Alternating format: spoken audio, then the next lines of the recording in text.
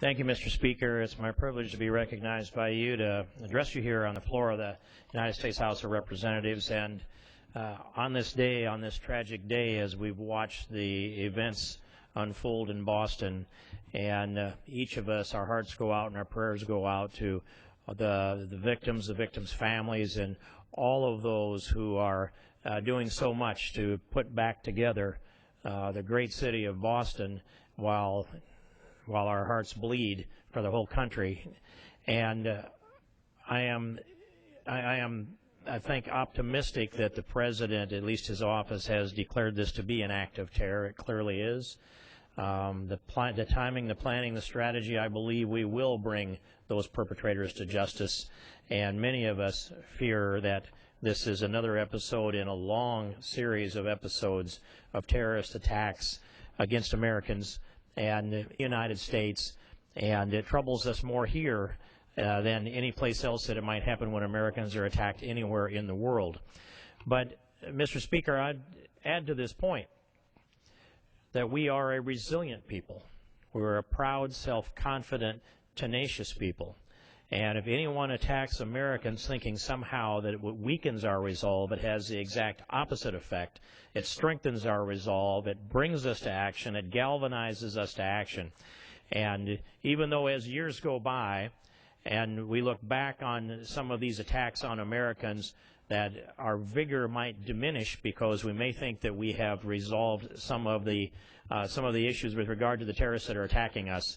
Mr. Speaker, I'd announce here to you tonight that the American people are going to stand together. We stand with the people in Boston. We stand with the Massachusetts delegation. We stand with the Northeast. We stand with the 50 states. We stand together in defiance of the kind of terrorism that attacks Americans. We stand for some things here, Mr. Speaker, and there are a series of components of what it takes to be an American or become an American. And it starts with the list of the pillars of American exceptionalism, which are along the line of that list, Mr. Speaker. They're freedom of speech, religion, the press, freedom of assembly, freedom to keep and bear arms. They're the property rights. There's, and through our judicial branch, there's no double jeopardy. You are tried by a jury of your peers. You can face your accuser. The powers that are not delineated in the Constitution, enumerated in the Constitution, devolve to the states or the people respectively. All of these are components of American exceptionalism. Along with that, there's another component, free enterprise capitalism. And there's a piece of this also, the rule of law. It says in our Constitution that the Constitution itself is the supreme law of the land. And we must abide by the Constitution, the language in it.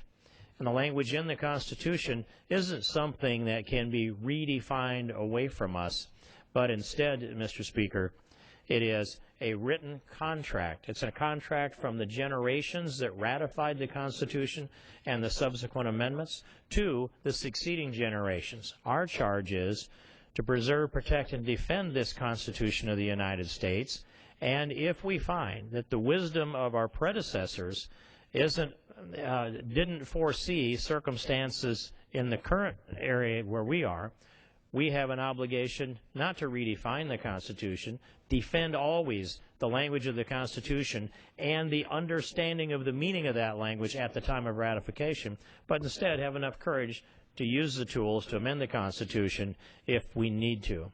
The supreme law of the land. Now, the rule of law is an essential pillar of American exceptionalism. Without it, we wouldn't have a reason to uphold the Constitution. It could be defined away from us.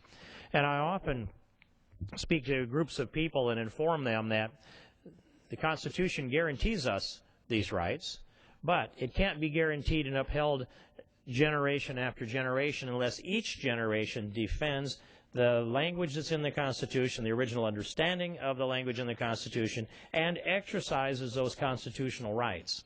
Can you imagine, Mr. Speaker, if our society decided at some point, well, we're not going to any longer exercise our freedom of assembly?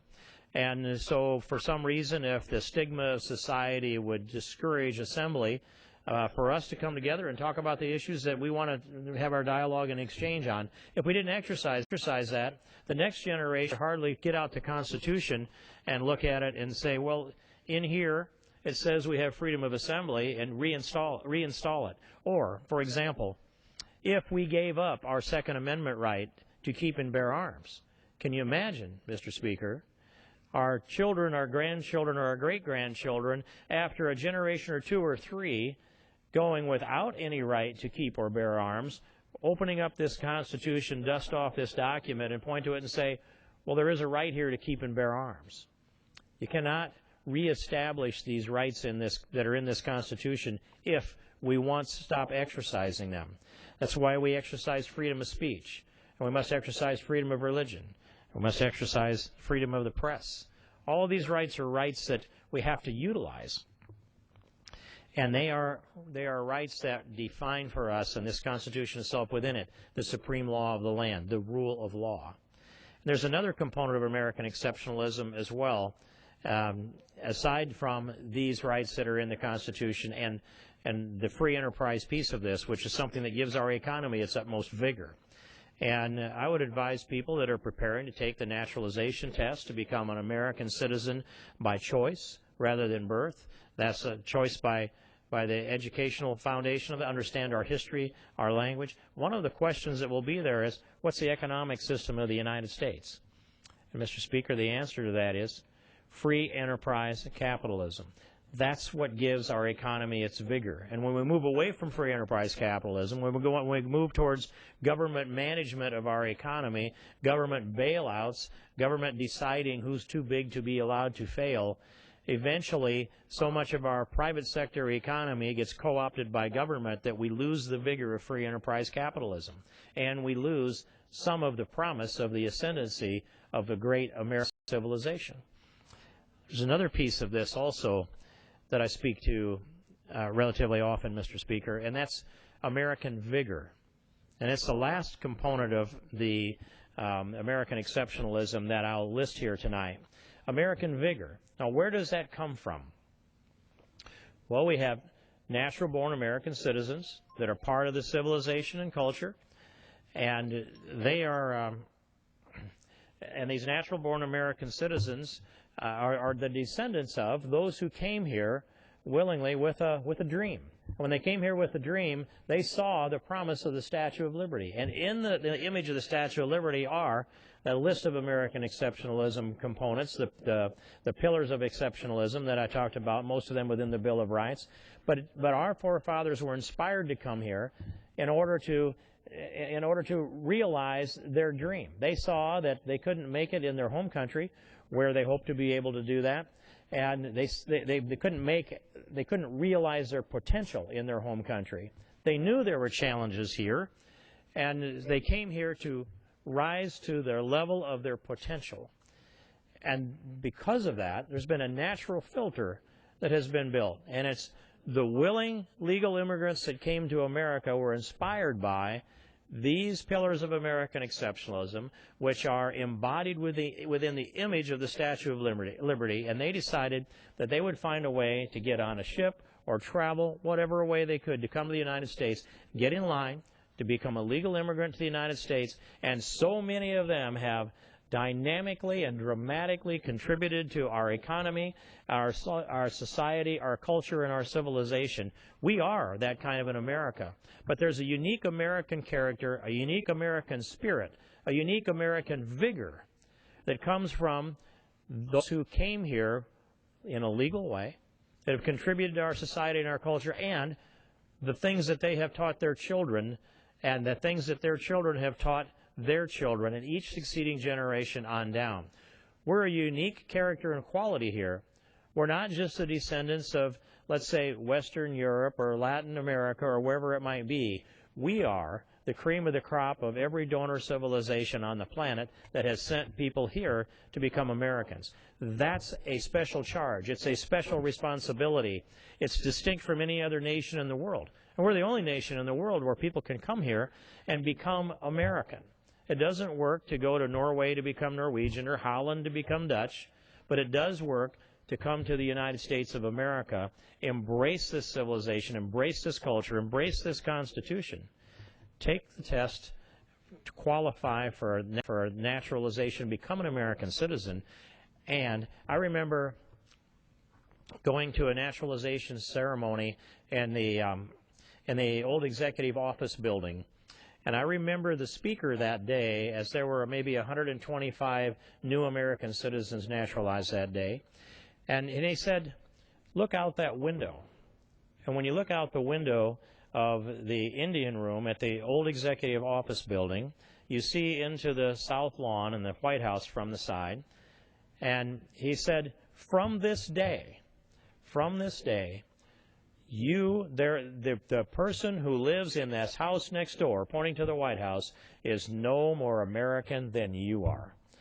Now, that's a profound statement, and it's true in the United States, and I don't believe it's true anywhere else. So we have a special mission, Mr. Speaker. We have a special responsibility, the responsibility to promote God-given liberty and freedom throughout the world, a responsibility to hold free enterprise capitalism together, a responsibility to exercise our freedom of speech, religion, the press, and assembly, and our right to keep and bear arms, and all of these things that are in the Bill of Rights. But I fear that too many in this Congress and too many across this country have lost touch, lost contact with what that means.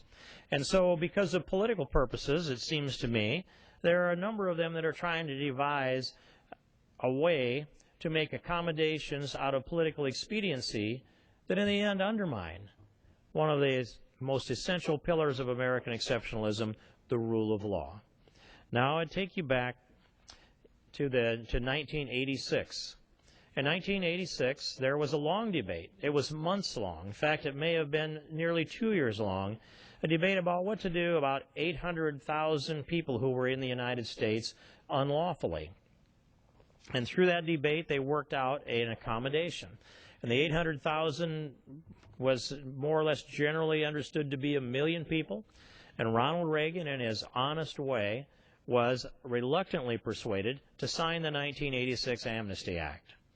When he did that, the promise was that we would get enforcement, that immigration law would be enforced with the utmost vigor of the executive branch of the United States government, and that was the promise that was made by this Congress. It was a promise that was made by the President of the United States, Ronald Reagan, who was as trustworthy as any president in my lifetime, as principled, and one whom I've long admired, and only, as I said, only let me down twice in 8 years of the presidency of the United States.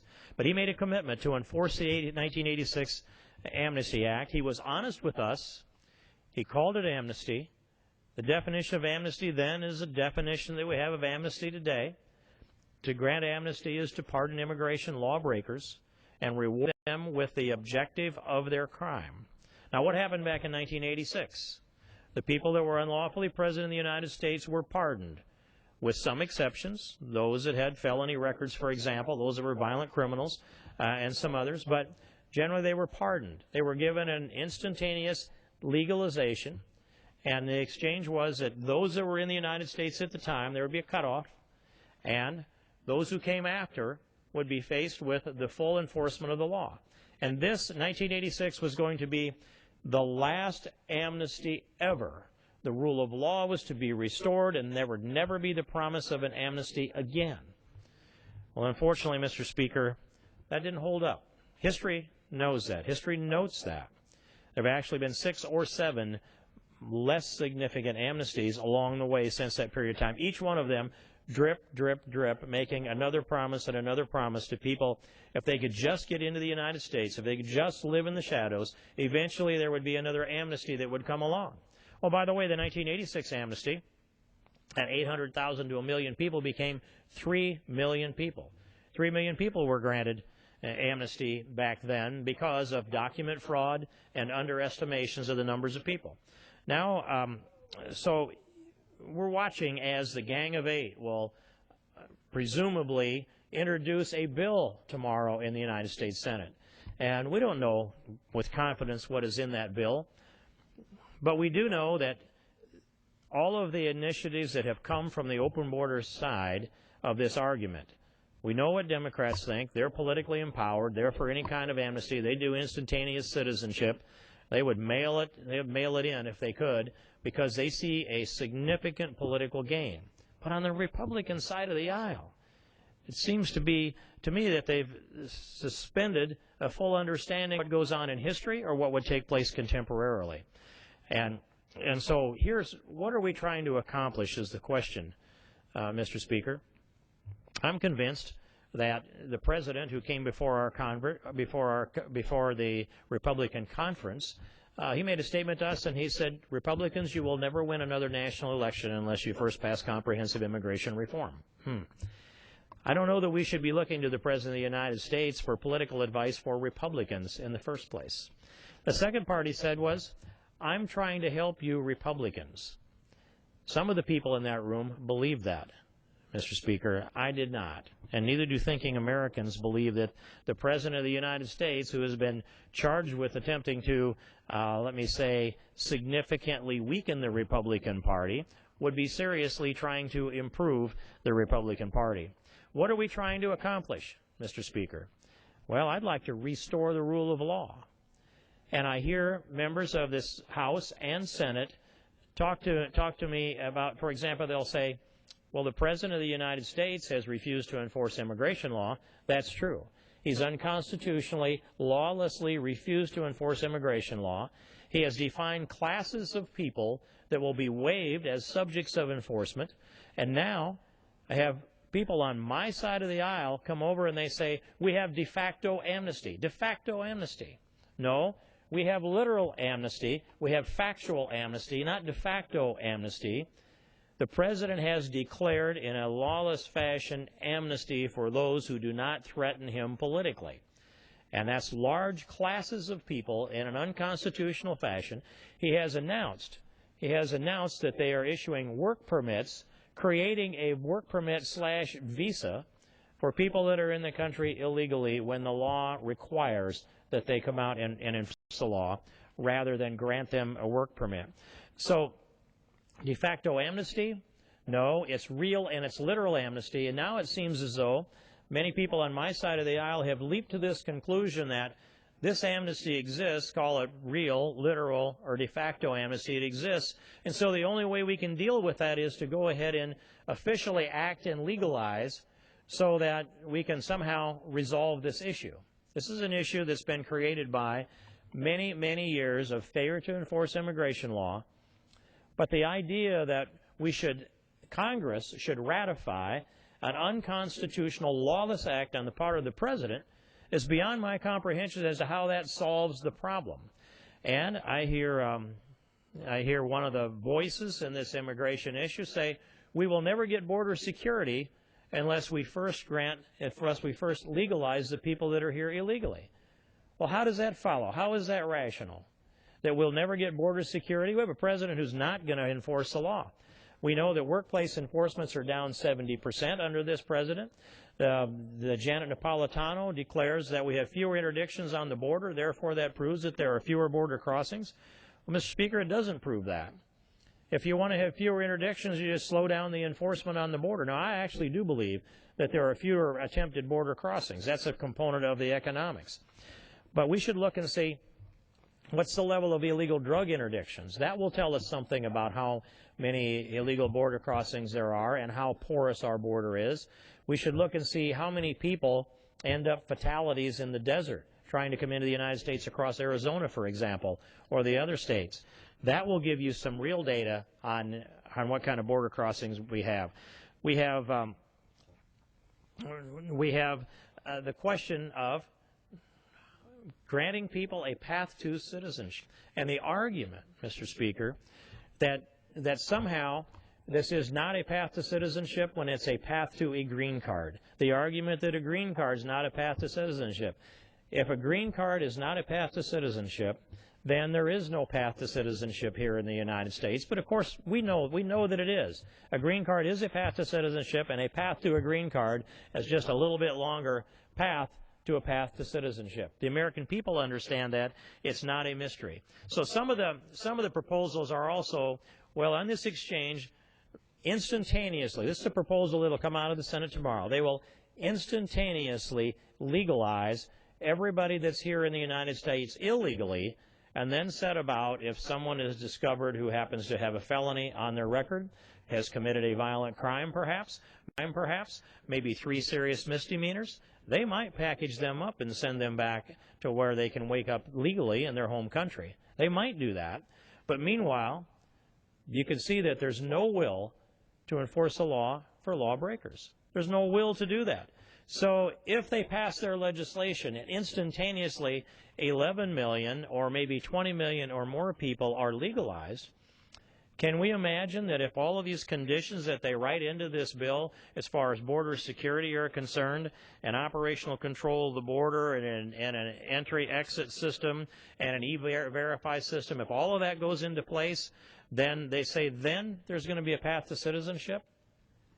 Can we imagine that once people are legalized that they would ever be delegalized because of the failure of the executive branch to follow through on all these promises that are going to be made of the executive branch by the legislative branch of government, by presumably a president who hasn't followed through on his oath of office to take care that the laws be faithfully executed? Well, here's one presumption.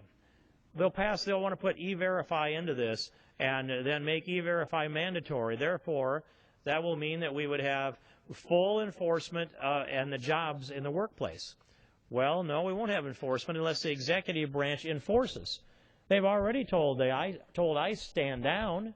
I can give you a whole list of circumstances by which ICE is prohibited to enforcing existing law by this executive branch of government.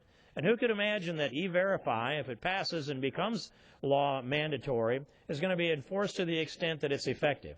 I say instead, just simply clarify that wages and benefits paid to people illegally working in the United States are not business expenses. When that happens, then you'll see employers make that decision because they will not want the tax, the penalty, and the interest liability that goes along with a tax violation. That's a clear piece. It's not a piece of policy that's being discussed by these people because they are not serious about solving this problem in the way rule of law people would be. E-Verify won't be enforced adequately to be effective. It could be passed. I think it could be passed as a condition. But next one is finish the border fence. We have that language in place now. We passed a 700-mile border fence language called the Secure Fence Act, actually 854 miles, and that's because the borders are crooked in some places. And we've got about 40 miles of effective fence. And so follow through on the existing law that we have is my recommendation. Let's go. We don't have to have a new law to build the fence. Build the fence, secure the border, then come back and tell us that you've actually accomplished that. Let's watch this thing with drones and see if that's taken place, another security. We know from the last drone report that the Border Patrol, even drone-assisted, were not interdicting half of those that attempted to cross the border, and that number in that sector of the border was over 3,000. Then, the argument about operational control of the border, you would hand that over to who? A border commission to be named later, or hand it over to the judgment of Janet Napolitano, who has already declared that they have significant operational control of the border. I don't know anybody that's buying that particular line. And then they'd also implement an entry-exit program. Well, we have that. It's called U.S. Visit. It's been in law since about 1996 when it first began to be implemented as entry, and then we added the exit piece of it, but it's never been implemented. I've stood at the border and watched as people come in, swipe their card, they go registered on a computer that they come into the United States, and an hour later the car goes back south again, doesn't have to stop because there's no exit system in place. Why not? This administration and the previous administration were not determined to complete it. So piece after piece of this, Mr. Speaker, says that it's another empty promise, and they tell us we are going to fix the immigration situation so that we don't have to deal with it again in our lifetime. Well, we know better. The 1986 Amnesty Act wasn't the last one. It was the promise of the next one. We've had 6 or 7 since then. This is a huge promise of amnesty, and it wouldn't be the last one. It would be the biggest promise for the next one. And anyone who could get into the United States before this is enacted could stay here as long as they choose, in the shadows or out, And if those in the shadows get to be great enough numbers, then we will have established that there will be another amnesty down the line. We cannot be a nation unless we have borders. We cannot declare we have borders unless we decide and control who comes in and who goes out. That's an important obligation. If there's going to be an America, we must preserve the rule of law. And while we're doing it, Mr. Speaker, we must also preserve and protect and respect the dignity of every human person. With that, Mr. Speaker, I would yield back the balance of my time.